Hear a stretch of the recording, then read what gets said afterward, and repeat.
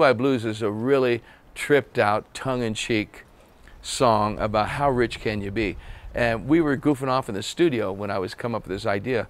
I was saying, yeah, I got the Dubai Blues, you know, like I got a 747 with my own bedroom, but I ain't got you, baby, you know. And it's like, and that's kind of the truth now, you know. You just can't buy everything, you know, can't buy love, you know. So I thought, what a great concept, and I really liked this. And Carter was really encouraging me on it. He loved this idea. Just the title, Dubai Blues. He goes, come on, yeah, all right. The Sultan's got the blues. What's his problem today, you know? He can't buy his way out of that, you know? So I'm going, I really got into this one, tongue-in-cheek. And so Joe's on the internet going, okay, the richest man in the world. Here it is. He has like 365 Mercedes-Benz, you know, right? 365 of them. And he's got, you know, 150 Rolls Royces sitting out in the desert outside. They're not even in a shed because he doesn't have room in his warehouse for all of his cars, right? And I'm going, why would a guy, you know, I mean, geez, I'm sitting in shock. And he goes, oh, and he's got his own theme park, right? And so I just put it all in there, man. I went right with it, you know. I'm just going, you know, I got 365 Bentleys one day for every car. You know, I got my 100-acre theme park in my own backyard, but I ain't got you, you know, I got. And I just think it's about the most fun lyric I've ever come up with. The demo I sent the guys actually had a bit more of an urban kind of a vibe to it. And it had a bit of a loop that was like from an old Lindrum kind of feel to it. They had a very peculiar swing to them. And it was a bit more, yeah, it was a bit more R&B-ish. Once we started tracking it, I realized, wow, this is totally different. I had to throw away like all this guitar stuff that just didn't make any sense anymore. And I had to simply start from scratch and figure out, where does Mike want to go with this? Where does Chad want to go with it? You know, where are they feeling where the energy is? And it turned out to be a really cool journey because eventually we kept some remnants of the original demo, which is the pick scraping against the string harmonized during the verses.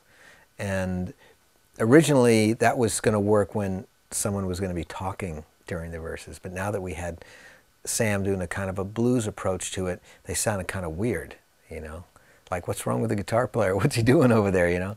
So while we were tracking, I just played it normally like it was a blues line. But Fraze really loved the scraping part, and he was adamant about working it into the mix. So eventually you get all the guitars doing it, and it turned out to be really cool. Dubai Blues is one of those Michael Anthony 16th note pumping things. That's what gives me the muscles in my forearms here, is playing those 16th notes.